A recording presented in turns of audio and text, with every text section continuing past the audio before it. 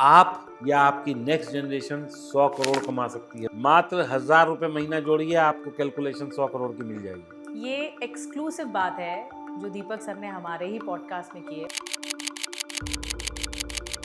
कौन सा समय ऐसा है जो बेस्ट समय है दोनों में डील करने का, सिल्वर में भी गोल्ड में भी? आज से 1 साल पहले क्या चीज थी जो सस्ती थी और आज महंगी हो गई?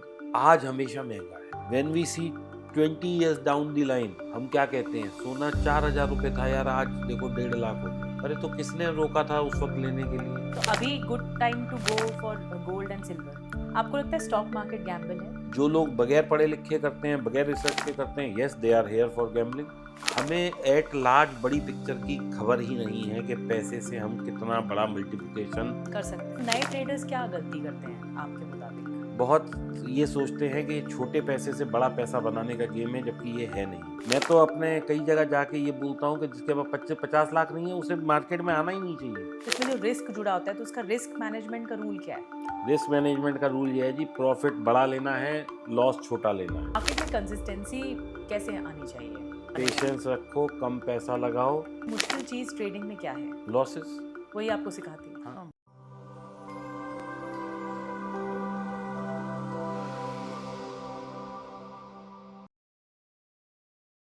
चाहे आप बिजनेसमैन हो या आप जॉब करते हो या फिर आप एक एंटरप्रेन्योरशिप में जाना चाहते हो या इन्वेस्टमेंट करना चाहते हो, इन चार चीज़ों में सबसे कॉमन बात जानते हैं क्या है? पैसा, मनी। तो मनी का इस्तेमाल कैसे होना चाहिए? लेट्स टेक, आपके पास मनी है तो इसका इस्तेमाल कैसे करें? या फिर बाजार में अगर आप पैसा लगाते हैं तो स्टॉक मार्केट अटका हुआ है, भटका हुआ है, या फिर आपके इन्वेस्टर्स की सारी उम्मीदों को झटक रहा है? गोल्ड, सोना सोना हो रहा है, चांदी और ज़्यादा चांदी हो रही है। होगा क्या आगे? ये जो क्वेश्चन मार्क है, इसके सवालों का जवाब देने के लिए हमारे पॉडकास्ट में एक खास मेहमान आ चुके हैं और वो हैं स्टॉक मार्केट ट्रेडर दीपक वाधवा सर। उम्मीद है आपको ये शो पसंद आएगा। Enjoy the show. Deepak sir, बहुत बहुत धन्यवाद आपका नमस्कार बातचीत जी। करने के लिए। The Nidhi show. और मैंने अभी अभी शुरू किया है ये पॉडकास्ट और मेरी बहुत दिली तमन्ना थी कि मैं आपसे बात करूं एंड नाउ इट्स फुलफिलिंग। तो सबसे पहला सवाल सर, ये जो मनी होता है ना, पैसा होता है, ये सबके बस की बात नहीं है इसे मैनेज करना। तो उसे कैसे इन्वेस्ट करें? और साथ में बताइए कि जो लोग भी मार्केट में इन्वेस्ट कर रहे हैं, ये वक्त क्या दिखा रहा है? पहले तो निधि, आपको बहुत बहुत शुभकामनाएं कि आपने ये शो शुरू किया है, और मैं चाहूँगा कि आपका शो जो है वो खूब वायरल जाए, खूब हिट जाए। और दूसरा मैं ये कहना चाहूँगा कि किसी भी इकॉनमी का, किसी भी देश का, किसी भी व्यक्ति का, किसी भी व्यक्ति विशेष का मूलभूत आधार और काम करने के पीछे का जो मेन रीज़न है वो पैसा है। करेक्ट।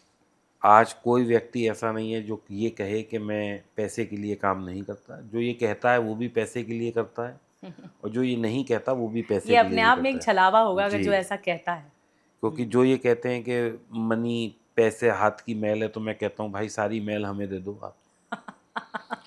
जो ये कहता है पैसा क्या है, इट्स ए बाई प्रोडक्ट, मैं कहता हूँ दे दो सर, जितना देना है, मैं हाथ फैलाए खड़ा हूँ, दे दो जितना दे सकते हो।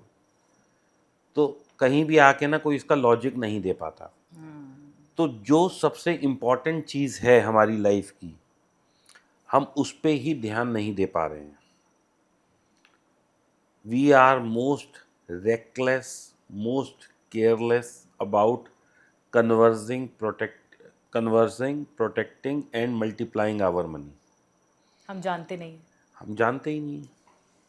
हम सिर्फ ये जानते हैं कि भैया सैलरी लेनी है, पैसा कमाना है, उस पैसे को लाके सेविंग बैंक में डालना है, एफडी डालनी है, या प्रॉपर्टी ले लेनी है, या कभी छोटा मोटा गोल्ड ले लिया बीवी के लिए।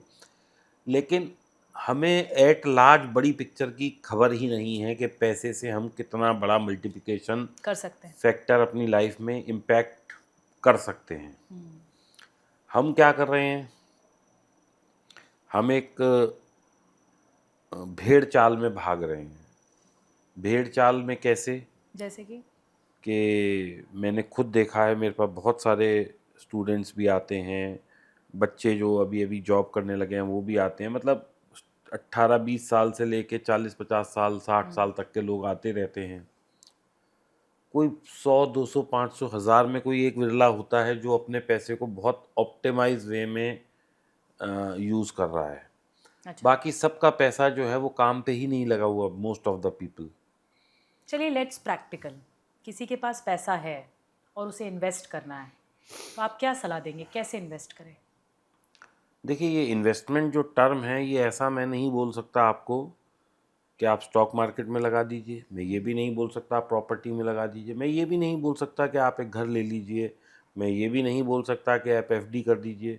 और मैं ये सब बोल भी सकता हूँ क्योंकि these are all part of investments. Correct. लेकिन अब सवाल ये है कि हर आदमी की एक अलग प्रायोरिटी है। हम्म। किसी के पास घर नहीं है तो उसके लिए घर की प्रायोरिटी है। किसी के पास एक बिटिया है, उसकी शादी करनी है तो उसको वहाँ के लिए पैसा चाहिए। किसी का बच्चा बड़ा हो रहा है सबकी अलग अलग। तो उसको शायद उसको ग्रेजुएशन कराने के लिए या एमबीए कराने के लिए या विदेश भेजने के लिए पैसा चाहिए। करेक्ट। किसी को अपने रिटायरमेंट के लिए चाहिए, किसी को बीमारी के लिए चाहिए, किसी को लाइफस्टाइल जीने के लिए चाहिए। तो हर किसी की डिफरेंट नीड्स ऑफ मनी है। लेकिन at the end of the day अगर मैं इसको ऐसे समझूं कि जीवन चलाने के लिए क्या सबसे ज़्यादा ज़रूरी है, तो वो तो पैसा ही है। और हो क्या रहा है कि हम लोग ना आज की व्यवस्था में इतने ज़्यादा उलझे पड़े हैं कि हम भविष्य के लिए एक अच्छी प्लानिंग नहीं कर पा रहे हैं, जो कि which is a factor that is missing in the market. मतलब हम आज में ही जी रहे हैं, ये कह रहे हैं आप? क्योंकि खर्चे इतने बढ़ गए हैं। अगर कोई व्यक्ति 1 लाख रुपए कमा रहा है तो 90-95 हज़ार तो वो खर्चा कर रहा है। भाई बच्चे भी पालने हैं, घर की ईएमआई है, कार की ईएमआई तो है, बचा क्या? तो बचा ही नहीं रहा है। कहने को तो 1 लाख बड़ा रकम है, लेकिन आज की तारीख में 1 लाख 2 लाख वाला आदमी या 3 लाख वाला भी जो आदमी है, जो 3 लाख रुपए महीना कमा रहा है, मतलब वो भी हैंड टू माउथ ही है। आप ये ना सोचे कि वो कई करोड़ों रुपए बचाने वाला है। अच्छा। तो कैसे करेंगे इन्वेस्टमेंट, कैसे करेंगे? किसी के पास अगर अगर कोई 3 लाख कमा रहा है, लेट्स टेक एग्जाम्पल, तो कैसे उसको ऑप्टिमाइज करना चाहिए अपने पैसे को? देखिए, मेरा कहना तरीका ये, क्या है, मतलब हाँ, बिजनेस मॉडल क्या है? बिजनेस मॉडल अगर ये है। बिजनेस मॉडल भी नहीं तो मनी मॉडल क्या है? देखिए, पैसा जो है ना 2 चीज़ों से ग्रो होता है। आप एफडी करती हैं तो हम क्या सबसे पहले पूछते हैं कि भैया इस पे रेट ऑफ इंटरेस्ट क्या मिलेगा? तो वो कहते हैं 4%, 5%, 6%, कुछ भी बोलता है जो भी बैंक। अब ये 6% क्या है?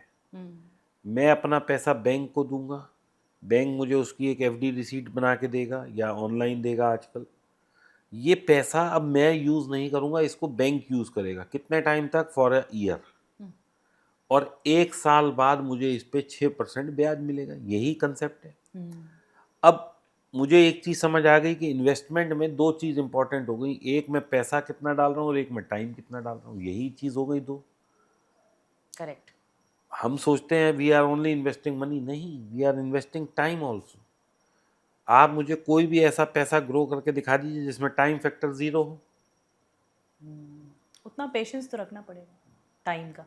पेशेंस आप चाहे 1 मिनट का रखें, 1 घंटे का रखें, 1 साल का रखें, 10 साल रखें, 50 साल रखें, रखना पड़ेगा। अब हम लोग कहते हैं, जैसे आज अगर मैं अपने फादर से कभी बात करता हूँ तो वो यही कहते हैं, अरे नोएडा में आज 4 लाख रुपए 3 लाख रुपए गज की ज़मीन हो गई। जब नोएडा चालू हुआ था आज से 30-40 साल पहले, तो it was only 2000 rupees a गज। तो आप अपने दादाजी वगैरह से बात करें तो वो कहेंगे, अरे ये तो जंगल होता था, यहाँ कोई कुछ आता नहीं नहीं होता। था, 1000 रुपए गज में ज़मीन मिलती थी उस वक्त। मेरे को वो फलाना कहता था ले ले ले ले, मैंने नहीं ली। आज देखो कितने करोड़ों की हो गई। तो क्यों नहीं ली? किसने आके रोका था? सही कहा। एक्चुअली है क्या कंसेप्ट निधि, आज जो है हमारा आज, चाहे वो आज से 20 साल पहले का आज है, आज से 50 साल पहले का आज है, या आज से 10 साल आगे का आज होगा, आज हमेशा महंगा है। When we see 20 years down the line, हम क्या कहते हैं, सोना 4000 रुपये था यार, आज देखो 1.5 लाख हो गया। अरे तो किसने रोका था उस वक्त लेने के लिए? उस वक्त भी तो महंगा लग रहा था। क्या ये तो नहीं था कि आदमी सोने की तश्तरी में खाना खा रहा था या चांदी के बर्तन यूज कर रहा था?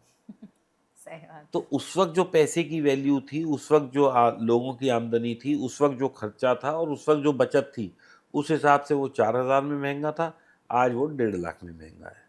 करेक्ट। अगर हम ये कहें कि 4,000 वाली चीज़ 1.5 लाख आ गई, तो भाई उस वक्त 4,000 भी कमाई मुश्किल से होती थी। पैसे की वो ग्रोथ नहीं तो थी। उस वक्त अगर आपका गोल्ड मान लो 25-30% बढ़ा है, तो इनकम भी उसी हिसाब से इनकम भी बढ़ी बढ़ है। रही है। तो कोई ऐसा फॉर्मूला है आपके पास कि मनी को हम ऐसे कर सकते हैं? हाँ, बिल्कुल इसका फॉर्मूला है, और इसका एक बहुत अच्छा समझने वाला कंसेप्ट है कि आप अपनी सेविंग्स को किस तरीके से ऑप्टिमल यूज़ करें। बढ़ा सकते हैं। तो पैसा जो है, दो चीज़ों से बढ़ता है, या आपके पास पैसा बहुत ज़्यादा हो और आप 10-20 साल उसे लगाएं तो वो बढ़ सकता है, या बहुत कम पैसे में टाइम ज़्यादा लगा दीजिए। मतलब A मल्टीप्लाइड बाय B है, अब या तो A की वैल्यू बढ़ा लीजिए या B की बढ़ा लीजिए। अच्छा, जैसे एग्जाम्पल? जैसे एग्जाम्पल, मैं आप ही से एक सवाल पूछता हूँ, 100 करोड़ कमाने के लिए कितना पैसा आपको लगाना पड़ेगा हर साल? हर साल? यस।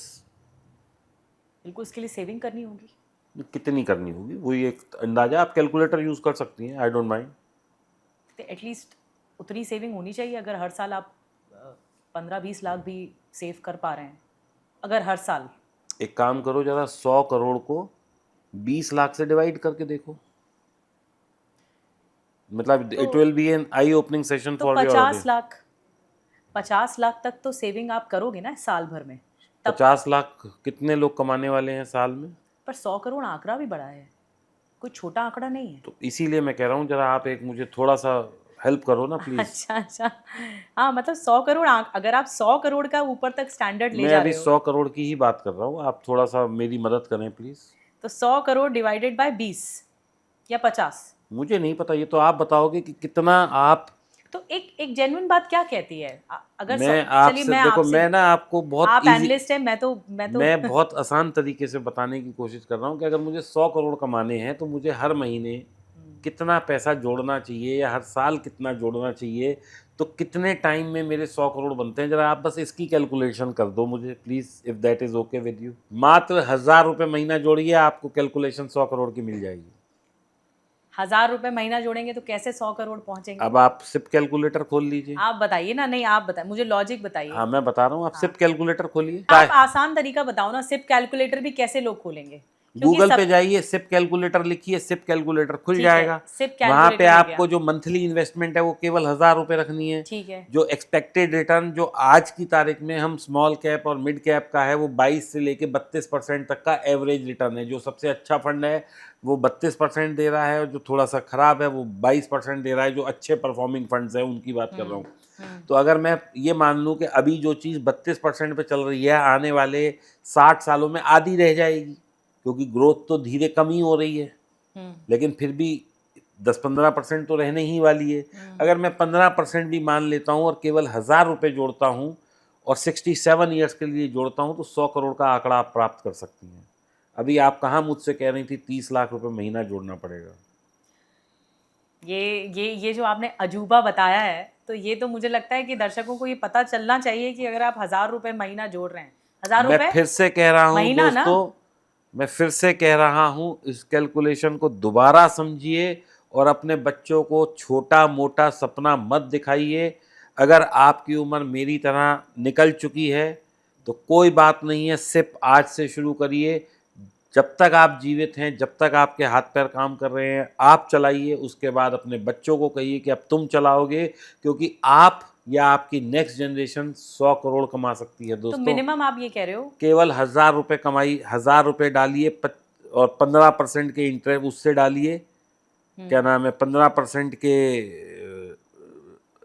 मतलब 15% एक्सपेक्टेड रिटर्न डालिए, और 67 ईयर्स डाल दीजिए, तो 100 तो करोड़ एक का आम आंकड़ा। दर्शक भी अगर सुन रहा है ना आपको, एक आम दर्शक के लिए ही मैं बता रहा हूँ, मैं तो सिर्फ इसके लिए ये एक वरदान मैं होगा उसके दीपक जी। लिए बता रहा हूँ जी। जो एक बेचारा रिक्शा पुलर है, मैं उसके लिए बता रहा हूँ जो शायद ब्लिंकिट का गीग वर्कर है, मैं उसके लिए बता रहा हूँ जो जोमेटो में डिलीवरी बॉय है, और मैं उसके लिए भी बता रहा हूँ जो व्यक्ति ये समझता है कि मैं बहुत बड़ा व्यापारी हूँ, लेकिन सेविंग्स के नाम पे उसके पास कुछ नहीं है। वो भी आज से इस फॉर्मूले को शुरू करें। और मैं कोई ऐसा आपको झांसा नहीं देके जा 1000 रहा हूँ, रुपये महीना। कोई आपको सपना नहीं दिखा 1000 के रुपये जा रहा महीना। हूँ।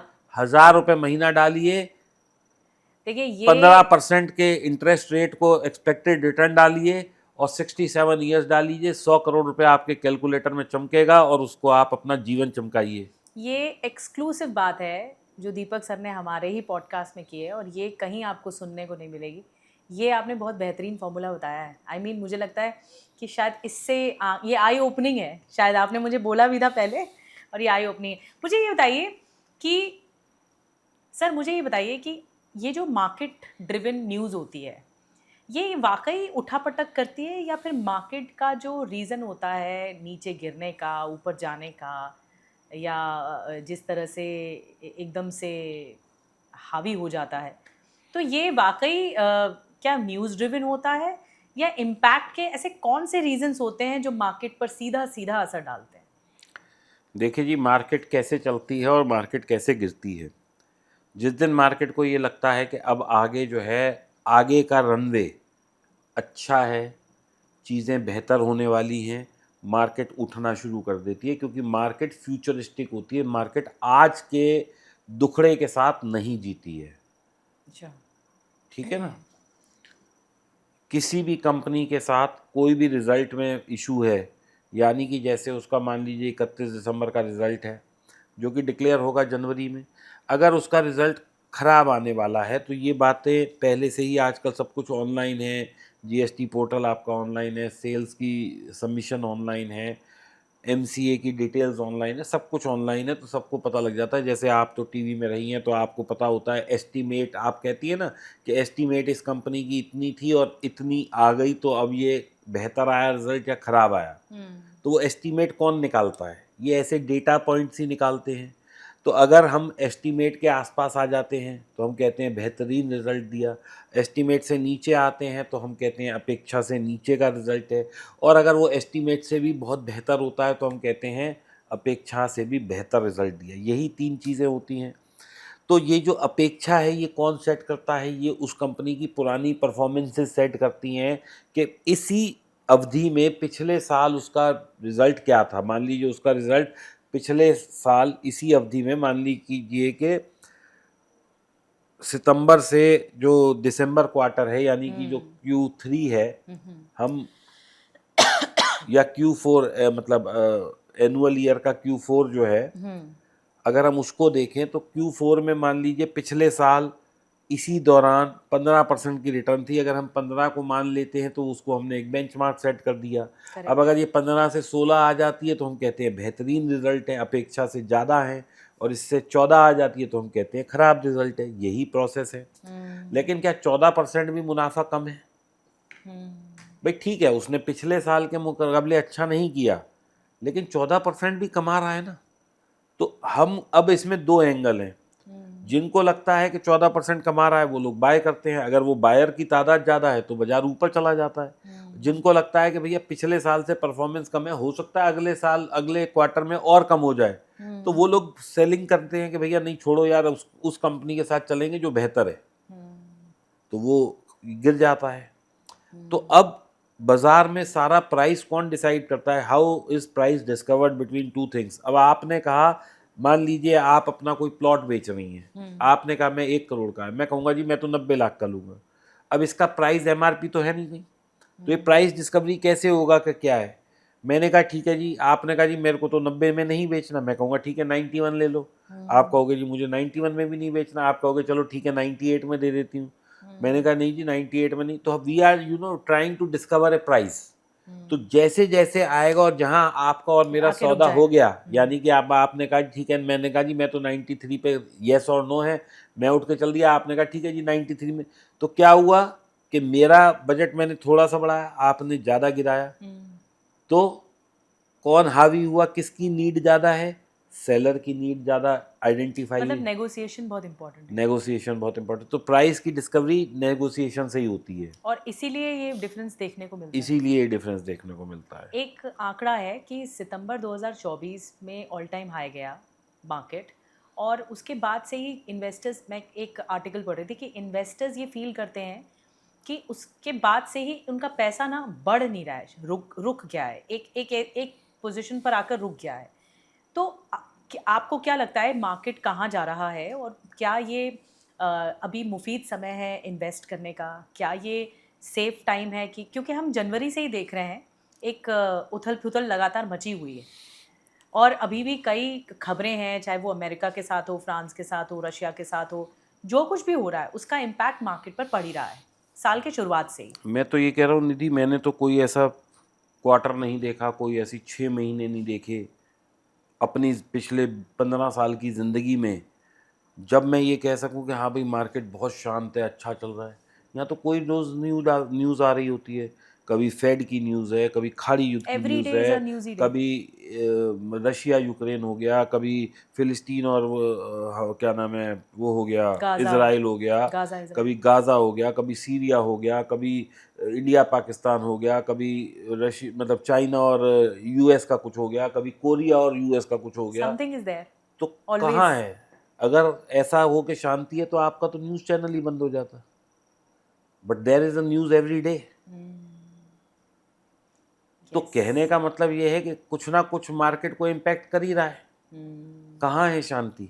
मेरे को तो नहीं, मैं तो पिछले 15 साल से मार्केट को बहुत क्लोजली ऑब्जर्व कर रहा हूँ। मुझे तो आज तक एक बार भी ऐसा नहीं लगा कि भाई जो मैं खरीद के गया हूँ ये मुझे नहीं खरीदना चाहिए था, या जो मैं बेच के गया हूँ ये मुझे नहीं बेचना चाहिए था। Correct. Every day there is a uncertainty. जब जब मैंने प्रॉपर्टी ली मुझे लगा मैंने महंगी ले ली, और 1 साल बाद मुझे हमेशा लगा कि यार मैंने सस्ती ले ली। जब जब मैंने गोल्ड लिया अपनी वाइफ के लिए, मैं हमेशा यही सोचता था कि यार महंगा ही ले रहे हैं। और हमेशा ऐसा भी हुआ है कि मान लो 30,000 का लिया तो वो उसने 24 भी दिखाया। उस वक्त लगा यार अब ले लेते, गलती हो गई, 30 पे ले लिया। जब 50 पे लिया तो उसने 40 भी तो उसने दिखाया। फिर वो भी देखा। जब 75 पे लिया उसने 60 भी दिखाया। जब 1 लाख पे लिया उसने 75 भी यही दिखाया। तो कंफ्यूजन होता है कि खरीदें कब। खरीदे का मतलब ये होता है कि we can not gauge top and bottom of anything. वो तो तो फ्लक्चुएट जो होता रहेगा। आपने आज खरीदा है वो आज महंगा लग सकता है, लेकिन 10 ईयर्स डाउन दी लाइन और 10 ईयर्स अप दी लाइन आपको महंगा लग रहा अच्छा है। ही लगेगा। आज मेरे को आप फिर आपको लगेगा कि आपको रिटर्न आ रहा है कोई अच्छा। भी आप मुझे एक ऐसी चीज बता दीजिए, आज हम 2026 में बैठे हैं, आज से 1 साल पहले क्या चीज थी जो सस्ती थी और आज महंगी हो गई? बहुत सारी चीजें हैं। सारी ही चीजें हैं। हाँ मतलब ऑलमोस्ट इन्फ्लेशन का जो रेट है वो तो हम आपका ये बढ़ ही छोड़ रहा है। देते हैं कि क्या चीजें हैं, कोई ऐसी चीज मुझे आप बता दो, खाना, पेट्रोल, आपकी लाइफ में सबसे ज्यादा क्या इम्पेक्ट करता है? रेट, प्रॉपर्टी जहां आप रहते हैं, सबसे महंगी चीज आदमी के जीवन में घर लेना है। वही हो गया। ठीक है। दूसरा किचन है, तो क्या किचन में क्या चीज़ थी? या तो वही प्राइस है या बड़े हैं, कम तो किसी चीज़ के नहीं हुए। तीसरा, आप लोग क्या करते हैं? इन्वेस्टमेंट करते हैं। पहले एफडी 6% पे हो रही थी तो आज 5.5 पे हो रही है, तो इसका मतलब वहाँ भी रेट कम मिला है मुझे। तो क्या चीज़ है जो सस्ती थी और महंगी नहीं हुई? गाड़ियाँ महंगी हो गई हैं, घर महंगे हो गए हैं, तो उस हिसाब से कॉस्ट इनकम ऑफ पैरिटी भी तो बढ़ी है। कॉस्ट ऑफ एजुकेशन महंगा हो गया है। उस हिसाब से इनकम पैरिटी भी तो बढ़ी है। इनकम पैरिटी लोग तो कमाना भी ज्यादा नहीं ज्यादा है। कमा रहे हैं। आप देखिए, हम ना बात कर रहे हैं कि 1 साल और आज में, 1 साल में कितनी तनख्वाह बढ़ी है किसी की? कोई 100% तो नहीं बढ़ी है, नहीं। लेकिन महंगाई 10-15% बढ़ी ही बढ़ी है। तो करेक्ट। कुल मिला के कहने का मतलब ये है कि आज हम कुछ, आप, हमारा सवाल ये नहीं है कि इनकम पैरिटी बढ़ी या नहीं, हमारा सवाल ये है कि हम आज कुछ लें या वेट करें एक बेहतर प्राइस का। तो मेरा कहना ये है कि today is the best day to buy, क्योंकि जब मैं 1 डेढ़ 2 साल बाद इसी चीज़ को देखता हूँ तो चाहे वो आज लेने के बाद थोड़ा सा नीचे आ जाए, लेकिन ये भी तो हो सकता है कि आज मैं 1 लाख में जो चीज़ छोड़ रहा हूँ वो कल 1,10,000 आ जाए, फिर तो मैं आप क्या यही करूँगा? स्ट्रैटेजी अपनाते हैं। मेरे को तो जो लेना है वो आज ही लेना है आज ही ना। है। बड़ी बात है। एक और आंकड़ा है कि कितने लोग इन्वेस्ट करते होंगे भारत के, इन्वेस्टमेंट परसेंटेज कितना होगा? मैं तो कहता हूँ 100% लोग इन्वेस्ट करते हैं। नहीं, जैसे मैंने पढ़ा कहीं कि 8 से 10%, 140 करोड़ भारतीयों में 8 से 10% एक ऐसा आंकड़ा है जो फुल शॉट इन्वेस्ट करता है। जी नहीं, गलत आंकड़ा है ये। नहीं है कर वो इन्वेस्ट करते हैं बैंक्स में, इधर में, शेयर उधर में। मार्केट में। आज एक बार बताओ, कोई भी व्यक्ति चाहे वो 100 कमा रहा है, 200 कमा रहा है, वो भी 1,000 रुपये अपनी अलमारी में जोड़ के बैठा है। जो 1,000 रुपये रोज कमा रहा है वो भी 20-30 हज़ार लेकिन जोड़ वो के बैठा इन्वेस्ट है। नहीं कर रहा, वो अलमारी में ही रखे हैं। सेविंग तो है ही। वी आर, जो हमने सेव किया that is the investment for tomorrow. Correct. मैंने उसको ऑप्टिमल इन्वेस्ट नहीं किया ये मैं कह सकता हूँ, लेकिन जो मेरा अलमारी में पैसा रखा है वो भी तो मेरी सेविंग है, वो बैंक में नहीं है। बट वो क्या सेविंग नहीं है? Am I not saving for tomorrow? Correct. तो वी नीड टू अंडरस्टैंड कि हिंदुस्तान में जो आम प्रवृत्ति है आदमी की, वो सेविंग की है। Our women are fancy for gold. जब वो बच्ची पैदा होती है तब से उसको दादी पहले या तब नानी से जो है गोल्ड वो इकट्ठा एक होना गोल्ड शुरू की, होता है। मतलब वो नाक नोज पिन से लेके करेक्ट। वो चांदी की तब से पायल तब और से वो वो इकट्ठा गोल्ड के कंपाइल होना हाँ, शुरू हो जाता है। तो नई वो, बात। और फिर आपने ये सुना होगा हम्म, किसी भी परिवार में गोल्ड ले ले यार, आगे बच्चे हैं काम आएगा। हम्म, हम कहाँ कह रहे हैं कि पति पत्नी के काम है, वो हमेशा यही कहेंगे बच्चों के काम आएगा। हम्म। जो लोग एंटरप्रेन्योरशिप के लिए जा रहे हैं, उनके पास हाथ में कितना पैसा होना चाहिए? एक देखिए, अंदाजन। ये इसका सवाल का जवाब देना बहुत इररेलेवेंट है। नहीं, एक अंदाजा। लोग क्योंकि सोच के तो चलते हैं कि जो जो लोग बिजनेस देखिए जो ऐसा, स्टार्टअप्स हैं, हाँ चलिए। मैं बताता हूँ आपको क्या है। अब किसी को एक मैं आपसे ये मैं बात एक कोट बहुत करना चाहूँगी मैं बहुत आसान तरीके से कि समझाता जब हूँ। कोविड था, कोविड में लोग घर पे थे, लेकिन जो लोगों की सेविंग्स थी, लोगों ने पैसा डालना शुरू किया। लेट्स टेक शेयर मार्केट में ही। लोग कहते भले हैं कि गैम्बल है, लेकिन भरोसा भी ऐसा लगता है शेयर मार्केट पर ही भी है, वहीं से पैसा। तो उस वक्त बहुत पैसा लोगों ने डाला। अब दो तरह के हैं, एक हो गया बिजनेस क्लास, एक हो गया सैलरीड क्लास, एक लोअर मिडिल क्लास भी हो गया, जो जिनकी सैलरी चल रही है लेकिन पैसा उनके लिए भी इम्पोर्टेंट है। इसीलिए मेरा ये सवाल था आपसे। देखिए, एंटरप्रेन्योरशिप का मैं आपको एक उदाहरण देता हूँ। अब किसी आदमी ने मान लीजिए मिनरल वाटर का प्लांट लगाना है स्टार्टअप, अच्छा। ठीक है। तो उसे क्या करना है? एक फिल्टर लगाना है, एक पानी की बोतल लानी है, एक मशीन लानी है, बोतल का ढक्कन लगाना है, लेबल चिपकाना है और पकड़ा देना है। यही करना है ना। तो ये स्टार्टअप तो 5-10 लाख में बन गया। अब किसी आदमी को मान लीजिए कोई बड़ी ब्रांड की गाड़ियों का शोरूम खोलना है या लेट्स टेक वर्कशॉप खोलना है, क्लोथिंग ब्रांड है, कुछ भी। क्लोथिंग ब्रांड खोलना है। अब आज आप भी उसी दुकान में चढ़ना पसंद करेंगे। आपको आज मान लीजिए वेडिंग शॉपिंग करनी है या आपको फेस्टिवल शॉपिंग करनी है, जहाँ पे अच्छी वैरायटी हो। आज 50-50 हज़ार के तो लहंगे हो गए हैं, 20-20 हज़ार के लहंगे हो गए हैं। Minimal cost of lehenga is not less than 10,000 rupees. तो करेक्ट। जो आदमी 100-200 की इन्वेंट्री नहीं रख के बैठेगा, आप कहोगे यार इसकी तो दुकान खाली पड़ी है, कुछ है ही नहीं, उसके पास वैरायटी नहीं है। तो ये मेरा पानी का प्लांट तो लग गया 15 लाख रुपए में, और ये मेरा एक दुकान नहीं चालू हो रही 50 लाख रुपए में, तो अब इसका क्या वो करूँगा मैं? सो देर इज़ नो मिनिमल कि भैया कोई भी काम शुरू करने के लिए 25 लाख चाहिए, 50 लाख चाहिए, 1 करोड़ चाहिए या 2 लाख चाहिए। ये कोई पैरामीटर ही नहीं है भाई। ये तो काम के ऊपर डिपेंडेंट है ना, कि आपका काम आपका काम कैसा। अब मान लीजिए एक डॉक्टर है, 2 डॉक्टर हैं। एक कहता है जी मैं तो कैनाट प्लेस में खोलूंगा अपना क्लिनिक, तो लगाएगा वो 2 करोड़ रुपए, 5 करोड़ रुपए, तो उसको वहां पे दुकान खोल के क्लिनिक बनेगा। और एक कहता है जी मैं तो बुलंदशहर में खोल लूंगा, उसका काम 2 लाख में हो जाएगा। तो ये हम कैसे जज कर सकते हैं कि किसी भी काम के लिए मिनिमल कैपिटल कितनी है? कोई इसका जजमेंट नहीं है। जिसको जितनी कैपिटल की रिक्वायरमेंट है उतना वो डालेगा, डालेगा और वो धीरे धीरे धीरे धीरे लोग एक्सपेंड कर लेते हैं धीरे धीरे अपने अपने यथा अनुसार। कंटेंट के मुताबिक। आपको लगता है स्टॉक मार्केट गैम्बल है? जो लोग बगैर पढ़े लिखे करते हैं, बगैर रिसर्च के करते हैं, yes they are here for gambling. वैसे नहीं है। नहीं, अगर आप एक प्लान्ड वे में घुसेंगे मार्केट में और इसको if you will start treating it as a business, तो it is not a gamble. अब आते हैं गोल्ड पे, गोल्ड और सिल्वर पे। पहले ऐसा होता था कि सिल्वर पे इतना लोग बहुत उससे नहीं देखते थे, क्योंकि एक इन्वेस्टमेंट था, गोल्ड से तो था ही। लेकिन अब बहुत इसका क्रेज़ भी बढ़ गया है। इस पर आप क्या कहेंगे? कहाँ जा रहे हैं रेट्स, कहाँ जाके थमेंगे? और ये जो फ्लक्चुएशन है, क्या वो रुकेगा? क्या ये महंगा रुकेगा? और किस समय, कौन सा समय ऐसा है जो बेस्ट समय है दोनों में डील करने का, सिल्वर में भी गोल्ड में भी? देखिए जी, ऐसा है, अभी हम बैठे हैं फरवरी 2026 में। बाय द टाइम आपका ये पॉडकास्ट रिलीज होगा, मैं मान लेता हूँ मार्च में हो गया ये, या एक आध हफ्ता आगे पीछे हो गया। अब अगर मैं यहाँ से 6 महीने पहले देखूँ, जो दिवाली का टाइम था, तो तब तो चांदी 1,50,000 रुपये थी, और आज भी 2.5 लाख रुपए है। तो मैं तो प्रॉफिट में हूँ। मैं ये क्यों देख मतलब रहा जिस हूँ? समय उस समय खरीदी नहीं होगी तो। नहीं, खरीदी का सवाल नहीं है। देखो निधि, फिर वही वाली बात है कि हम टॉप और बॉटम नहीं पकड़ सकते। अच्छा। अब कोई 4 लाख पे घुसा है तो बट नेचुरल है वो नुकसान में है, लेकिन कोई नीचे घुसा है तो वो फायदे में है।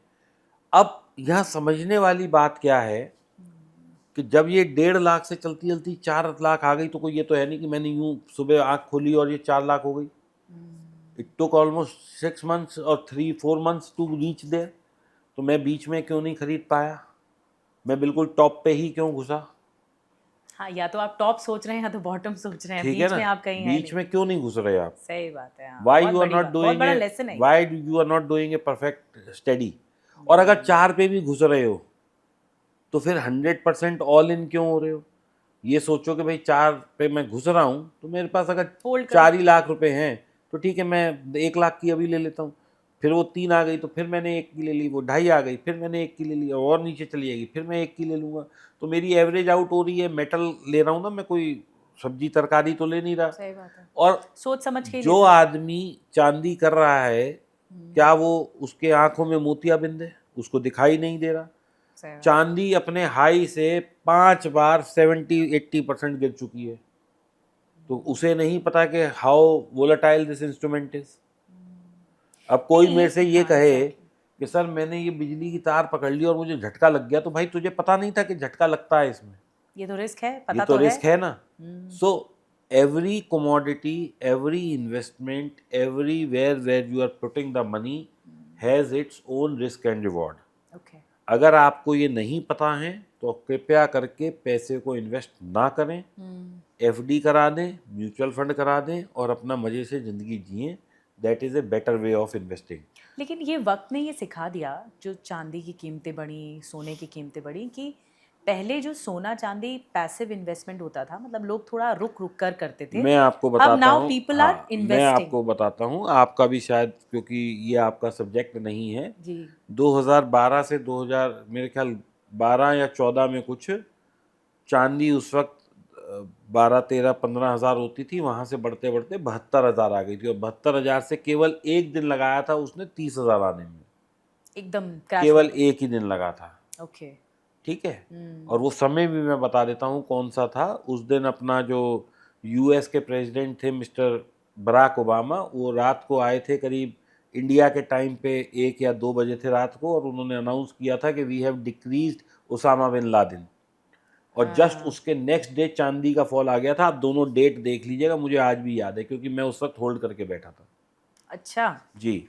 तो कुल मिला के बात क्या है कि ये क्या मूर्खता नहीं समझूं मैं इसे कि 20-25 हज़ार वाली चीज़ 75 हज़ार आ गई और मैं फिर भी पकड़ के बैठा हूं कि यहाँ से क्या ये आसमान पे चली जाएगी? तो कर लो इन्वेस्टमेंट, उसी समय ही कर लो। तो क्यों रूल तो यही कहता है। नहीं मैं उसको जो है बुक कर रहा प्रॉफिट? भाई मेरा पैसा 2x 3x हो गया, मुझे बुक करना चाहिए। जब एफडी मेरे को 6% कुल देती है, म्यूचुअल फंड 14% देते हैं एवरेज में, 20% भी दे देते होंगे, लेकिन मेरा पैसा यहाँ 5 साल में डबल होता है। अगर मेरा चांदी में 6 महीने में ट्रिपल हो गया तो मैं क्यों नहीं बुक कर रहा? What I am waiting for? तो जितना वॉलेटाइल इंस्ट्रूमेंट ऊपर जाता है उसी वॉलेटिलिटी से नीचे भी तो आएगा। तो फिर मैं ये क्यों सोच रहा हूँ लॉस हो गया? जब मैं टाइमली प्रॉफिट नहीं बुक कर रहा, टाइमली मैं घुस नहीं रहा, टाइमली एग्जिट नहीं ले रहा, और फिर मैं रो रहा हूँ कि जी इसकी वॉलेटिलिटी मेरे को नहीं तो करती, फिर तो गलत दैट मीन्स आप यू आर हैं। सही नॉट है। Meant for this kind of game. But तो अभी good time to go for gold and silver? देखिए जी, मैं फिर वही कहता हूँ, every time is very good for any type of any investment.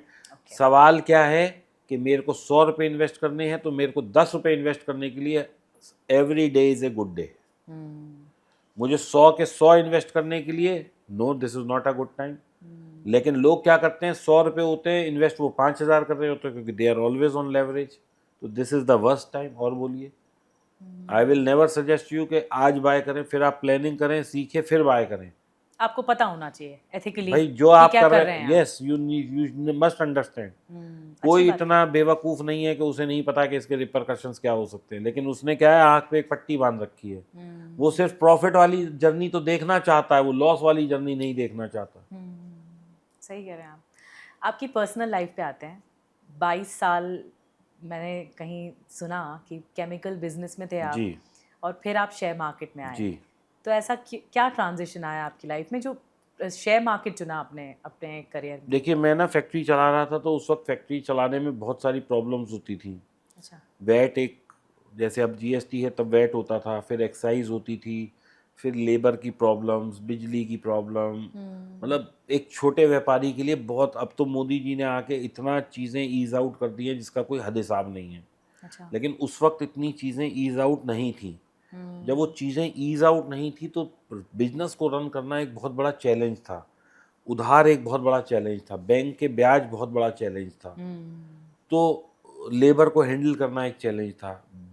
अब तो यूपी में करीब मैं समझता हूँ 24 घंटे की बिजली है, उस वक्त तो 12 घंटे का कट मैंडेटरी होता था। हाँ।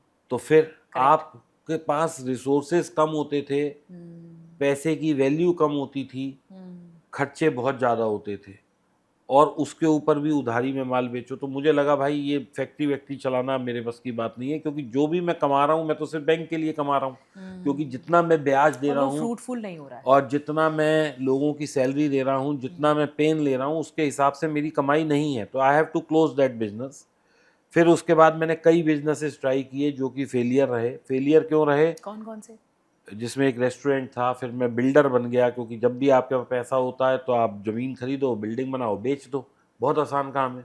लेकिन उसमें मुझे रेपुटेशन नहीं मिल रही पर थी। इसमें पैसा होता है। पैसा होता है, यस। फिर उसके बाद हमने बहुत सारे प्रोडक्ट्स का इंपोर्ट एक्सपोर्ट करने की कोशिश की, वो नहीं हमारा चला। फिर उसके बाद हमने ट्रेडिंग में आ गए, हम स्टॉक मार्केट में। वहाँ से हमारी ज़िंदगी में एक डेंट लगना शुरू हुआ, और वो इतना लगा कि जितना हमने फैक्ट्री से और इधर उधर से सब कमाया था वो सब चला गया, और उल्टा डेट और शुरू हो गया ट्रेडिंग में ही? ट्रेडिंग में ही।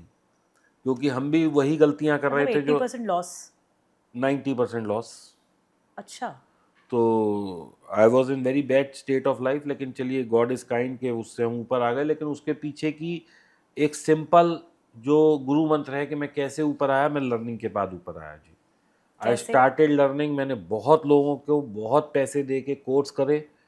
किसी ने मुझसे कहा जी आगरा चले जाओ, तो मैंने ये नहीं देखा कि घड़ी कितने बज रही है, मैंने आगरा चला गया ताकि भैया मैं उससे सीख सकूं। किसी ने कहा बड़ौदा चले जाओ, मैं बड़ौदा चला गया। किसी ने कहा एटा चले जाओ, किसी ने कहा बेंगलोर चले जाओ, किसी ने कहा दुबई चले जाओ। मतलब you name the place and I was there for learning. And I never asked कि भैया तुम्हारा प्राइस टैग क्या है। किसी ने कहा 50,000 रख दो, तो हमने उसकी टेबल पे 50,000 रखे। किसी ने कहा 2 लाख रख दो, हमने उसकी टेबल पे 2 लाख रखो। किसी ने कहा 10 लाख रुपए रख दो, हमने उसकी टेबल पे 10 लाख रुपए रखे। हमने ये नहीं कहा कि भाई तू कम ले ले, ज़्यादा ले ले, क्योंकि हमें ये होप थी कि हम इससे शायद कुछ ऐसा सीख के जाएंगे कि जो हमारे लॉसेज हैं वो कवर हो जाएंगे, जो कि अल्टीमेटली नहीं हुए। बहुत मेहनत करने के बाद भी नहीं हुए। फिर उसके बाद मेरी वाइफ ने मुझे सिखाना शुरू किया, और उससे जब मैंने स्ट्रैटेजी सीखी तो मेरे को प्रॉफिट आना शुरू हो गया। और वो जर्नी फिर एक ऐसी थी कि वो चलती रही, और आज मैं यहाँ बैठा हूँ। तो ऐसे ऐसे मानसिक स्थिति इतनी, जब 80% 90% लॉस के बाद कभी क्विट करने का नहीं सोचा आपने? लगा आपको कि क्विट क्विट? करने का तो रोज ही सोचते थे, लेकिन उस वक्त? हाँ, लेकिन आप ये बताओ कि क्विट करके क्या करता? बिजनेस मैं कर नहीं पा रहा था, दुकान मैं खोल नहीं सकता था, बच्चे बड़े हो रहे थे, लाइबिलिटीज पूरी थी, पैसा रोज घट रहा था, और सबको यही लगता है भैया इससे आसान काम क्या है। मुझे भी लगता था। तो जो कमबैक हुआ उसका क्या, कौन सा टर्निंग पॉइंट था वो? आपकी वाइफ ने जब आपको जब मैं लेसन दिया? देखिए मेरा टर्न बैक का रीज़न सबसे बड़ा क्या था कि मेरे को ये समझ आ गया कि इस मार्केट में पैसा तो आप एक दिन में करोड़ नहीं 100 करोड़ भी खो सकते हो, लेकिन एकदम से? एक दिन में। लेकिन आपको अगर इस मार्केट से पैसा कमाना है तो आपको 1000 2000 5000 करके कमाना पड़ेगा। ये लाखों में भी कन्वर्ट हो जाएगा, लेकिन पहले आपको धीरे धीरे धीरे धीरे इस मार्केट को समझना पड़ेगा। लेकिन यहाँ पे जितने भी लोग आते हैं उन्हें क्या है कि मैं 10,000 लेके आया हूँ, मेरे 1 करोड़ कब बनेंगे? अरे बीच में लाख भी आते हैं भाई, उसको भी समझो जरा। हाँ, टर्निंग पॉइंट का ये था कि आपको अपनी ग्रीड को साइड में रखना पड़ेगा। आपको ये समझना पड़ेगा कि ये कोई लॉटरी जुआ सट्टा नहीं है। This is pure investment, pure trading. इसमें आप लगाओगे पैसा, बहुत धीरे धीरे बढ़ेगा। जिस दिन आपको ये समझ आ जाएगी उस दिन आपके पैसे मल्टीप्लाई होने लगेंगे। सीखना पड़ेगा। सीखना पड़ेगा, समझना पड़ेगा, अपनी ग्रीड को शांत करना पड़ेगा। तब तक आप नहीं, अगर वो नहीं कर रहे तब तक आप पैसा नहीं बना तो पाओगे। कोई स्पेसिफिक मेंटोर या कोई ऐसा ट्रेडिंग एग्जाम्पल था जो जो आपको अभी तक याद है and that change your life?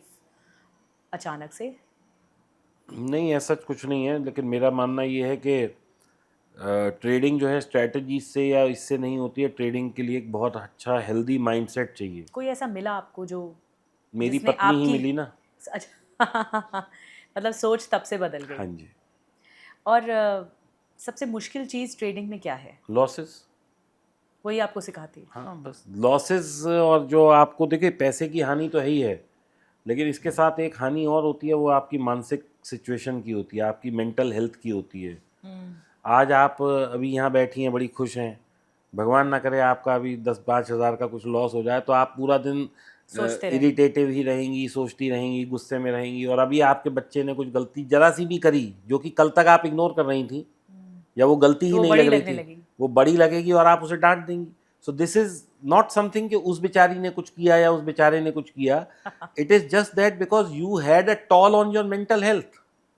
Because वो फ्रस्ट्रेशन, वो इरिटेशन आया यस, है एकदम से लॉस पे। बस ये तो है ही है। और वो शायद साइकोलॉजी जुड़ी होती है। वही मेंटल स्टेट कह लीजिए, मेंटल हेल्थ कह लीजिए, साइकोलॉजी कह लीजिए। तो नए ट्रेडर्स क्या गलती करते हैं आपके मुताबिक? बहुत ये सोचते हैं कि ये छोटे पैसे से बड़ा पैसा बनाने का गेम है, जबकि ये है नहीं। ये बड़े पैसे से बड़ा पैसा बनाने का गेम है। मैं तो अपने कई जगह जाके ये बोलता हूँ कि जिसके पास 25-50 लाख नहीं है, उसे मार्केट में आना ही नहीं चाहिए। अच्छा। हाँ, उसको तो म्यूचुअल फंड में जाए, वो इन्वेस्ट करे और वहाँ भूल जाए पैसे को। क्योंकि 25-50 लाख वाला इस मार्केट से कुछ कमा के नहीं उठ सकता। बहुत लंबा चौड़ा वो सोचे कि 50 लाख के मैं 4 गुना कर लूंगा और मैं यहाँ से लाख रुपए शेयर कमा मार्केट लूंगा। में नहीं कर पाए? नहीं कमा सकता। तो शेयर मार्केट के लिए कितना पैसा चाहिए? 25-50 लाख कम से कम। अच्छा, वैसे आप म्यूचुअल फंड में कर लो। नहीं तो आप म्यूचुअल फंड में डालो, बेस्ट है। बड़ी बात। और क्या ट्रेडिंग सिर्फ स्किल है या फिर माइंडसेट ज़्यादा ज़रूरी है? स्किल है। स्किल है, हाँ मतलब जी, सीखना पड़ेगा। बिल्कुल। It's not a mindset. Mindset भी ज़रूरी है, बाद लेकिन में आता है स्किल पहले ज़रूरी है। वो, बाद में आता है। जी। अच्छा, आप जैसे टेक्निकल एनालिसिस पे बहुत ज़्यादा भरोसा करते हैं, that these are the technicalities, मैं उस पे भरोसा करते हैं, या कन्वेंशनल या फंडामेंटल्स जो मेथड? टेक्निकल एनालिसिस चार्ट से बढ़िया कुछ नहीं है। चार्ट आपको बता के जाता है कि मैं ऊपर जा रहा हूँ, नीचे जा रहा हूँ। अच्छा, हाँ, ये चार्ट से तय हो जाता है? तो इसका दिखता है ना चार्ट पे। तो इसका मतलब तय नहीं होता, कोई पंडित नहीं है चार्ट। चार्ट सिर्फ आपको ये बता रहा है कि अब मैं ऊपर जा रहा हूँ, चार्ट बता रहा है मैं नीचे आ रहा हूँ। बस इसको आपने फॉलो कर लिया, उसने कहा मैं नीचे जा रहा हूँ, हम निकल गए, उसने कहा मैं ऊपर जा रहा हूँ, हम घुस गए। बस इसको फॉलो करते रहेंगे तो पैसा बन तो जाएगा। एक ट्रेडर का गोल्डन रूल है, चार्ट अच्छा पढ़ना आना चाहिए, चार्ट देखना आना चाहिए। देखना आना चाहिए, उसका एनालिसिस आना चाहिए। तो इसमें जो रिस्क जुड़ा होता है, तो उसका रिस्क मैनेजमेंट का रूल क्या है? रिस्क मैनेजमेंट का रूल ये है जी, प्रॉफिट बड़ा लेना है, लॉस छोटा लेना है। अच्छा, प्रॉफिट बड़ा होना चाहिए, लॉस छोटा। जी। फुल टाइम ट्रेडर बनने से पहले क्या तैयारी करनी चाहिए? पैसा होना चाहिए बैग भर के। इतना होना चाहिए फुल टाइम ट्रेडर के जी। लिए, ताकि अगर लॉस हो तो आप सहन कर सकें। यस। अच्छा, intraday versus swing versus positional, beginners के लिए क्या मैं इंट्राडे ट्रेडर हूँ, मुझे स्विंग और इसके बारे में ज़्यादा ज्ञान नहीं है। और लॉस कंट्रोल करने का जो प्रैक्टिकल तरीका है काट वो दो, काट लॉस हुआ काट दो बस। बड़ी बात। रिटेल ट्रेडर्स को इंस्टीट्यूशन से कैसे कॉम्पीट करना चाहिए? कर ही नहीं सकते, क्यों? कोई कंपैरिजन है ही नहीं। वो लेके बैठा है 5,000 करोड़, हम लेके बैठे हैं 500 करोड़ भी नहीं। 500 करोड़ तो छोड़ो, 5 करोड़ भी नहीं लेके बैठे, 50,000 लेके। हम 50,000 लेके सोच रहे हैं 5,000 करोड़ वाले से कम्पीट करने, मतलब ये तो मूर्खता की भी उच्चतम श्रेणी हो गई ना। न्यूज़ बेस्ड ट्रेडिंग कितनी आपको ठीक लगती है? बिल्कुल ठीक नहीं लगती मुझे तो। बिल्कुल नहीं। नहीं। क्या उसमें खामी है? खामी ये जी, मैंने आज आपसे कहा कि फलाने शेयर के रिजल्ट बहुत अच्छे हैं और ये यहाँ से बढ़ना चाहिए। ठीक है, ये एक वक्त में कम से कम 1 करोड़ आदमी देख रहा है। ठीक है, न्यूज़ मतलब ये बिजनेस चैनल सबके तो वही पास जा देख रहा रही है, सबके पास जा रही है। ठीक है। अब जिनके पास 1-1 लाख रुपए हैं, उन्होंने सबने खरीद लिया, क्योंकि न्यूज़ आ गई कि ये चीज़ चलने वाली है।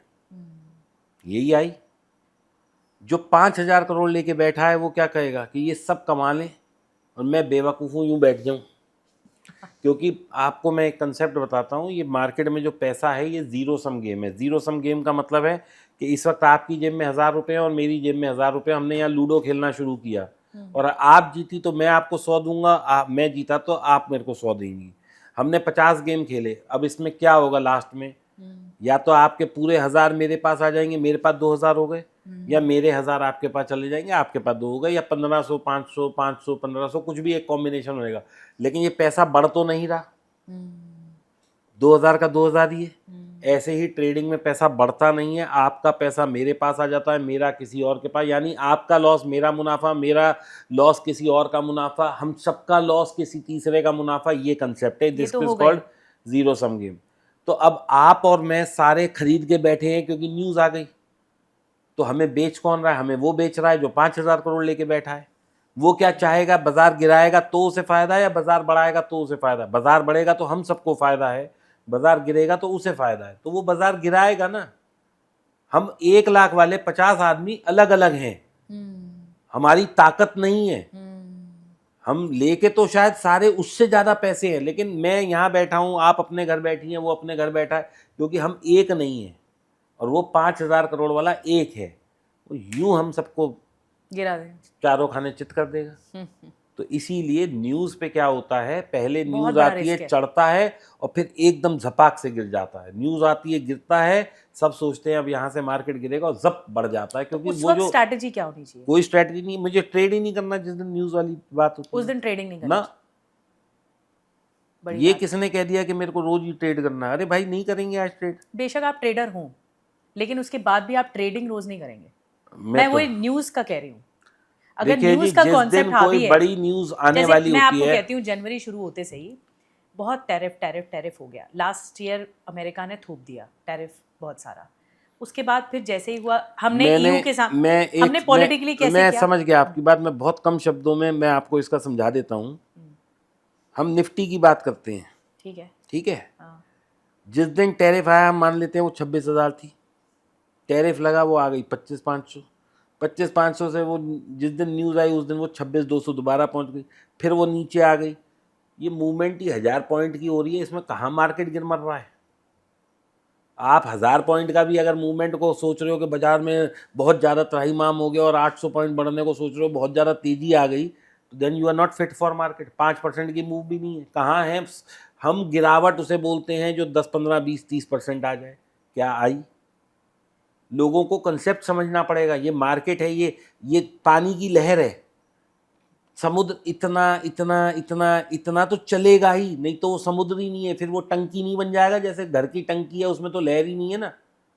तो लेट्स प्रैक्टिकली से, अगर आप you are not able to understand the movement of market, you are not fit for market, please stay away. मेरा सिंपल सा कहना ये है। आपको लॉस होगा। बिल्कुल होएगा। आप ये सोचो कि मैंने यहाँ खरीदा और यहाँ से 100 पॉइंट नीचे आया, मैं निकल गया, फिर यहाँ आया, फिर मैं 100 पॉइंट ऊपर पे घुस गया, तो आप फोमो में घुसते निकलते रहोगे। बाजार पता लगा, मैं इसका एक उदाहरण देता हूँ। मैंने कोई चीज़ 100 पे ली, वो 90 आ गई, मैं निकल गया, वो फिर 105 आ गई, मैं घुस गया, फिर वो 95 आ गई, मैं फिर निकल गया, वो फिर 105 आ गई, मैं फिर घुस गया, फिर वो 80 आ गई, मैं फिर निकल गया, मैं फिर 105 आ गई, फिर घुस गया, वो फिर 105 95 आ गई, मैं फिर निकल गया, फिर वो 105 आ गई, मैं फिर घुस गया। ये इस सब में मैंने तो 200 पॉइंट का लॉस ले लिया और वो तो 100 वाली 105 खड़ी है, तो वो तो प्रॉफिट में खड़ी है। तो मुझे ये पता होना चाहिए कि ये ब्रैकेट कहाँ है, what is the range of the movement. अगर मेरे को ये नहीं समझ में आता है तो I am not fit for the market. मुझे कहाँ स्टॉप लॉस लेना है, और स्टॉप लॉस अगर ले लिया तो इमीडिएटली फिर घुसो ना दोबारा। Correct. So you need to understand the market. This is not, बच्चों का खेल नहीं है ये मार्केट आपको पैसा लेने के लिए बना है, आपको अच्छा, देने के एक लिए नहीं बना एग्जाम्पल है। मैं पूछना चाहूँगी आपसे दीपक सर। जब जब टैरिफ कम हो गया और ट्रम्प मान गए, हम काफ़ी डिपेंडेंसी है अमेरिका पर, उसके बाद अगले दिन मार्केट भाग गया, बहुत बढ़िया, शानदार।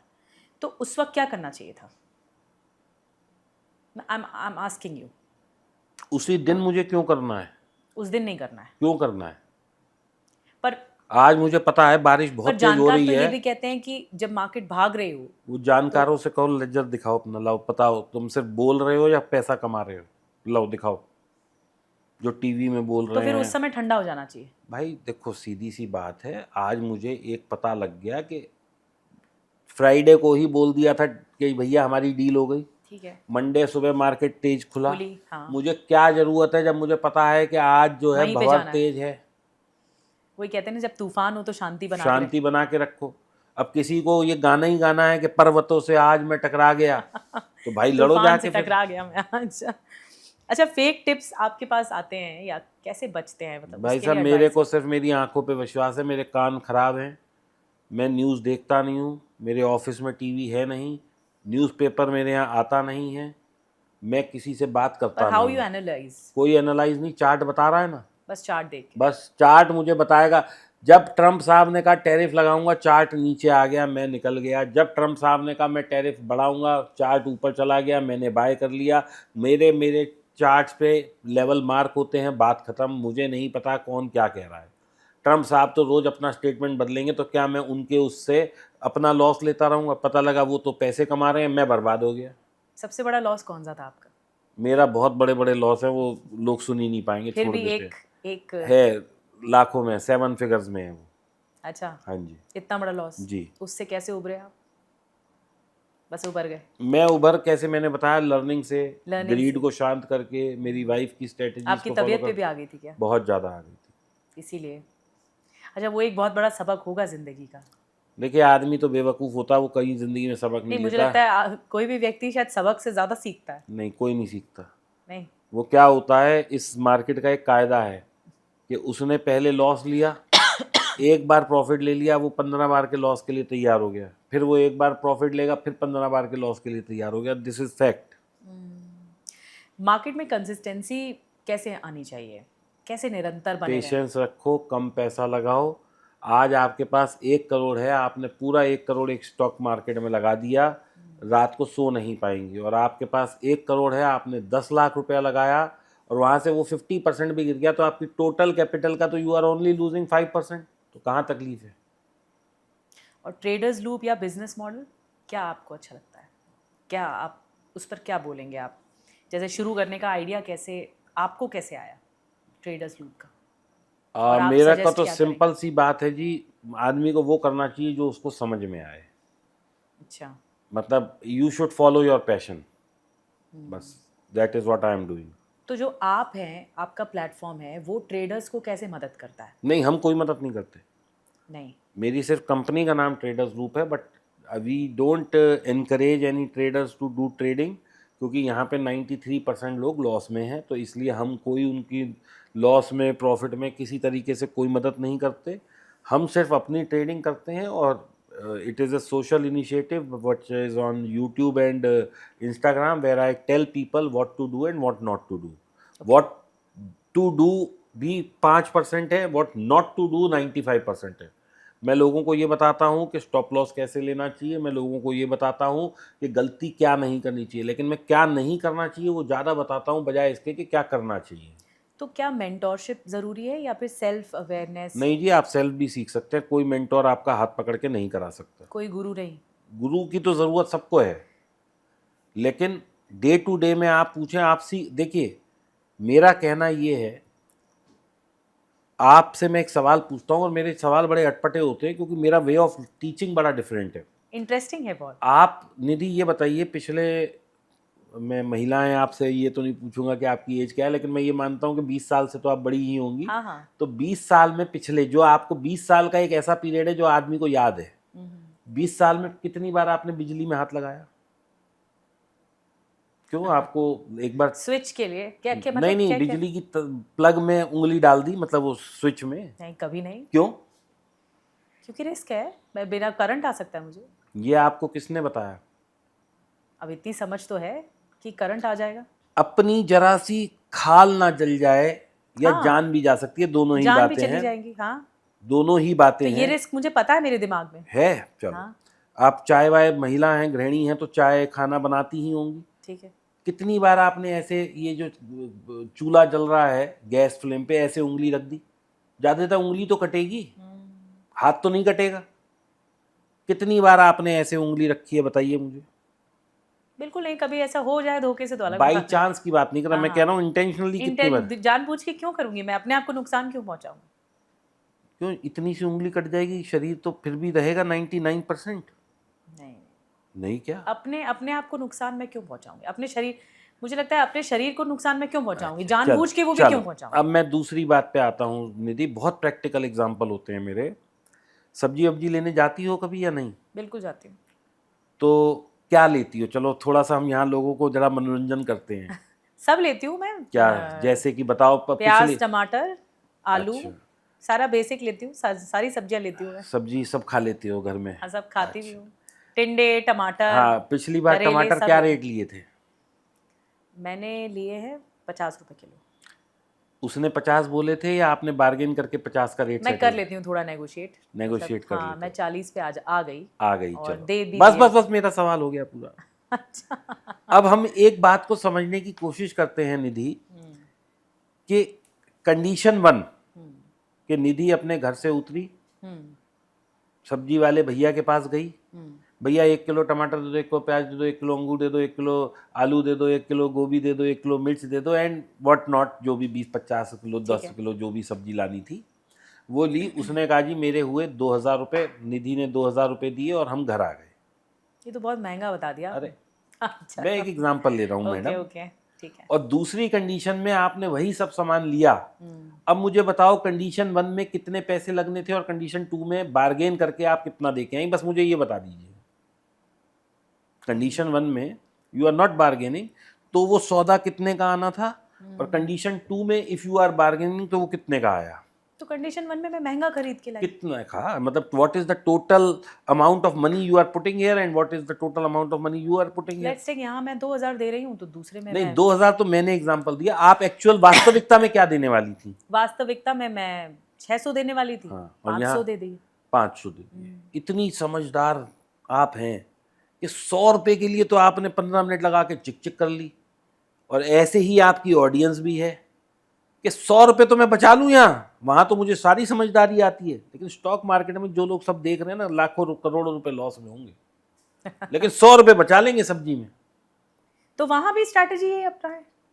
वही तो मैं कहना चाह रहा हूं अगर अगर कि आपको अपना पैसा जब बचाना है, हमें बिजली का पता है, क्योंकि मेरे ख्याल से आज तक आपको कभी शायद बहुत मतलब ये मैं ये नहीं कहूंगा कि हर बच्चे को करंट लगता है तो ही उसे पता है कि ये करंट है, लेकिन हमारे माँ बाप क्या होते हैं, ओए उंगली मत लगा करंट आ जाएगा, और हमारे 4 बार दिमाग में ये बोलेंगे रजिस्टर हो गई बात कि भैया बचपन उंगली से। है। हाँ अब बिल्कुल। आपको हो सकता है अनुभव ना हो कि करंट लगा है, कोई जरूरी नहीं है कि आपको कभी करंट लगा हो, लेकिन आप फिर भी उंगली नहीं देती है, क्योंकि आपको एक ये पता लगा दिया, आपके दिमाग में रजिस्टर हो गई बात कि अगर मैं इसमें उंगली डालूंगी तो करंट लगेगा, अगर चूल्हे पे ऐसे उंगली रख दूंगी तो उंगली जलेगी।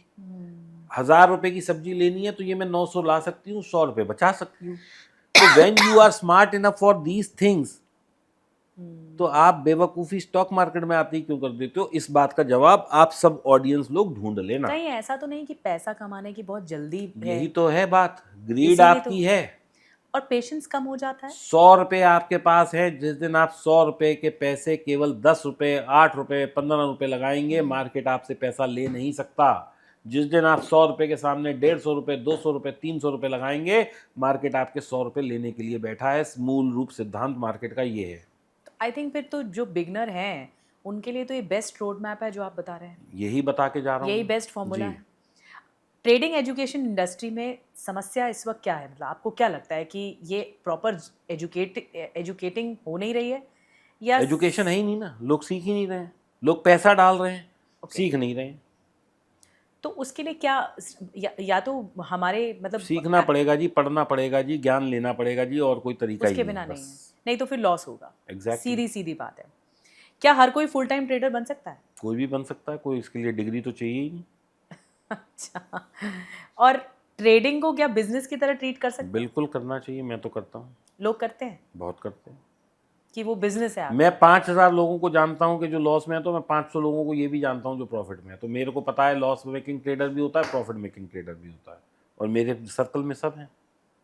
यूरोपियन डील जो हुई उसका ग्लोबल मार्केट पर क्या असर पड़ा? देखो निधि, मैं ना लोगों से एक बहुत सिंपल बात कहता हूँ, देसी तरीका। देसी तरीके में बिल्कुल। अच्छा। अभी बहुत सारे लोग इंस्टाग्राम पे प्रचार कर रहे थे कि गाड़ियां सस्ती होने वाली हैं, गाड़ियां सस्ती होने वाली हैं यूरोपियन डील के बाद। कौन सी गाड़ी सस्ती होने वाली है? वो गाड़ी जो 2.5 करोड़ प्लस की है, क्या मेरे को लेनी है? मेरा सिंपल सा सिद्धांत है, जिस गली जाना नहीं वहाँ का रास्ता भी पूछना कोई समझदारी नहीं है। जो मैं कर रहा हूँ अगर मैं उस पर फोकस नहीं हूँ यूरोपियन डील कितने लाख करोड़ की डील है, सही बात है। मेरे को क्या घंटा फर्क पड़ने वाला है उससे, आप बताओ। एज अ कॉमन मैन मेरे को क्या फर्क पड़ने वाला है, या उससे कोई बेनिफिट मेरे घर आने वाला है? नहीं आने वाला। सिर्फ एक न्यूज़ हेडलाइंस है शायद तो आम आपको आदमी के लिए। सिर्फ अपना फोकस वहाँ करना चाहिए। यकीन मानो निधि, ये तो मैं अब टीवी वी पे आता हूँ तो मैं बजट थोड़ा देख लेता हूँ, अदरवाइज बजट आया नहीं आया, क्या हुआ क्या नहीं हुआ, कोई आदमी को मतलब ही क्या है इससे, क्या मतलब what are they going to get. इस बार मैडम ने छूट नहीं दी इनकम टैक्स में, पिछली बार बहुत अच्छी छूट दे दी, तो क्या मेरे से आज मेरी लाइफ पे क्या इम्पैक्ट पड़ने वाला है? इम्पैक्ट तो 1 साल बाद वैसे ही पड़ेगा, तब तक तो मुझे 50 लोग बता देंगे उसी दिन why I have to be on a hot cake. सही बात है। हमारा एक रैपिड फायर राउंड है दीपक सर, उसमें हम थोड़ा जल्दी जल्दी सवाल बहुत पूछते हैं। जल्दी, मैं समझ गया जी, हाँ, रैपिड राउंड लेकिन वो आपकी मर्जी है, आप अगर उसको लॉन्ग आंसर भी देना चाहें तो it's up to you, but अगर वन वर्ड भी देना चाहें तो इट्स अप टू यू। पहला सवाल है रैपिड फायर का, 8 के ठाठ हैं, मतलब 8 क्वेश्चंस हैं सिलसिलेवार। तो बिगेस्ट ट्रेडिंग मिस्टेक क्या रहती? ग्रीड, ग्रीड, ग्रीड, लालच। One golden rule of trading. Stop loss, indicator या प्राइस एक्शन? इंडिकेटर। और इंडिकेटर प्राइस एक्शन एक ही बात है, क्योंकि दोनों पार्ट प्राइस एक्शन की हैं। अच्छा, तो स्टॉप लॉस या hedging? Stop loss. Bull market या बेयर? दोनों पैसा देती हैं, मुझे तो नॉलेज होनी दोनों चाहिए, देती हैं। नॉलेज होनी हाँ चाहिए। जी, क्रिप्टो या स्टॉक मार्केट? दोनों बहुत अच्छे हैं। लॉन्ग टर्म या इंट्राडे? इंट्राडे। इमोशनल ट्रेडर या रोबोटिक ट्रेडर? Robotic trader. कैसे? इमोशंस जहाँ खत्म हो गए वहाँ पैसा बनेगा। One book every trader must read? They should never read any book. Why so? क्योंकि जो किताब में लिखा है वो तो सबको पता है। अगर किताब पढ़ के ही पैसा कमा लेते लोग तो 93% लोग लॉस में थोड़ी होते।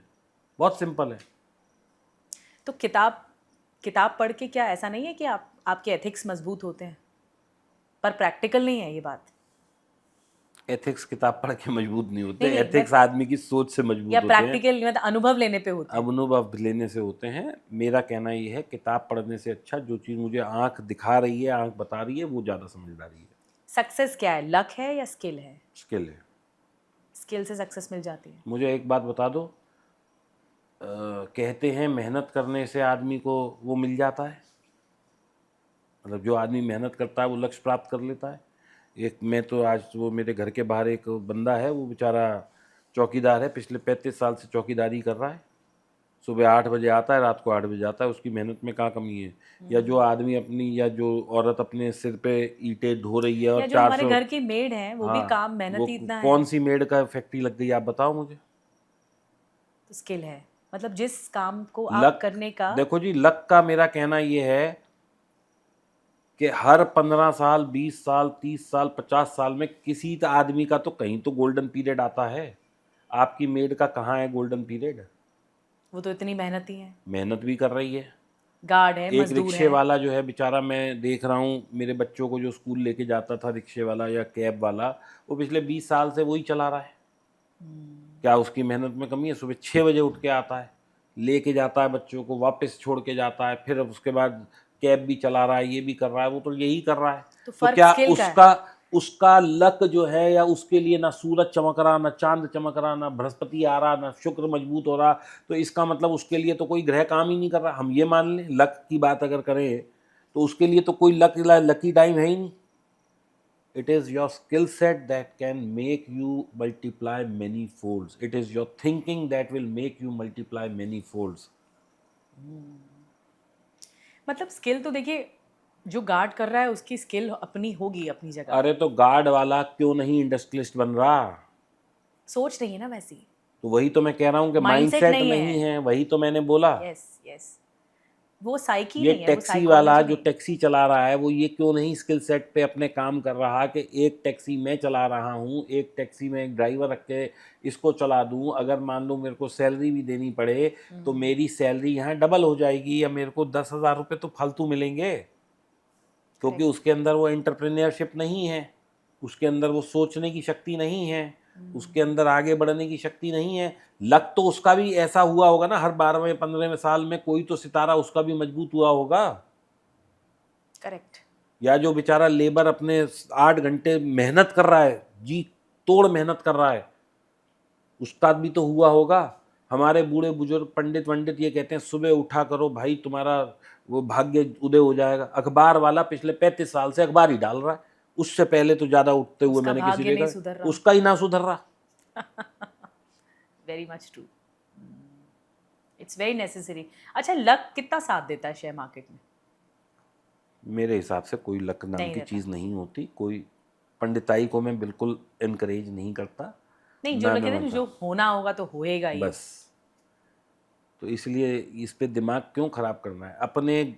जो देखो हम लक को वेस्ट जो ऑफ दोष टाइम है। देते हैं ना, वो हम क्या है, अपनी गलतियों का जो टोकरा हमें खुद उठाना चाहिए अपने सिर पे, वो छीकड़ा हम किसी और पर, भाई समय खराब होगा।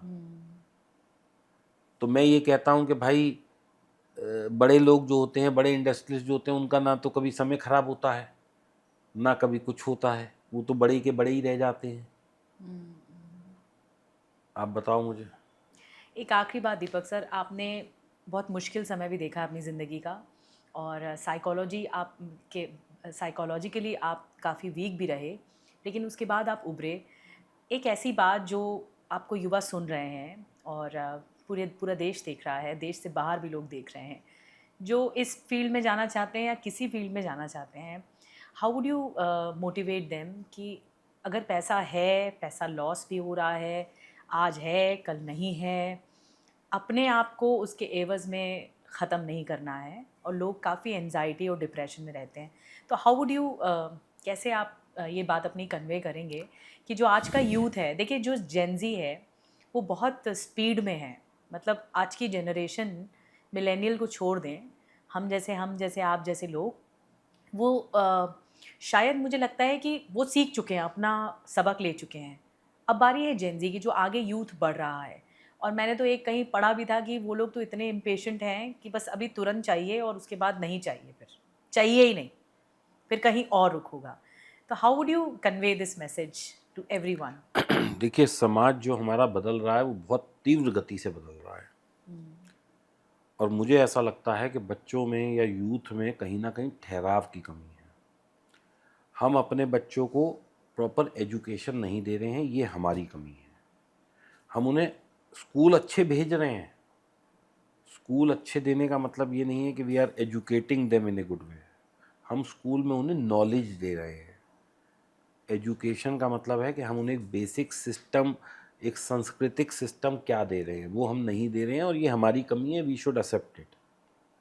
आज रात को बच्चा 2 बजे जोमेटो से पिज़्ज़ा ऑर्डर करके खा रहा है, तो क्या हमारा मूलभूत ये नहीं बनता कि माँ जो है रोटी बना के दे। अब माँ बेचारी खुद नौकरी करके आ रही है, वो 10 बजे जब बिस्तर पर पड़ती है तो उसमें होश नहीं है, वो कहाँ से बना के देगी, क्योंकि घर के खर्चे ज़्यादा हैं। जनरेशन भी बदल गई। जनरेशन भी बदल गई है। तो हमें ना ये सब चीज़ें एक्सेप्ट भी करनी है, और इनमें थोड़ा थोड़ा विकार भी करना है, मतलब चेंज भी लाना है। अब मैं अगर ये कहूँ कि आज एक बच्चा है वो समय के साथ नहीं चले, तो मेरे हिसाब से अगर वो चल भी ले तो वो बाज़ार में फेल हो जाएगा, जाके नौकरी नहीं कर पाएगा, उसको अच्छे वो नहीं मिलेंगे, वो इन्फीरियॉरिटी कॉम्प्लेक्स में रहेगा। क्यों? क्योंकि वो उस चीज़ से अवगत नहीं है। अगर वो उस रेस में दौड़ रहा है तो वो मेरे हिसाब से नहीं है। तो इसका सही तरीका ये है कि जो पीछे वाली जनरेशन है उसको थोड़ा आगे बढ़ना पड़ेगा। They need to open their mind कि भैया हाँ, अब ये समय की ज़रूरत है, ऐसा करना पड़ेगा।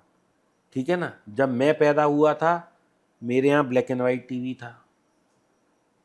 82 में या 84 में कुछ कॉम्बो आए, एशियन गेम्स आए, कलर टीवी इंट्रोड्यूस हुआ, वो टाइम भी मैंने देखा है।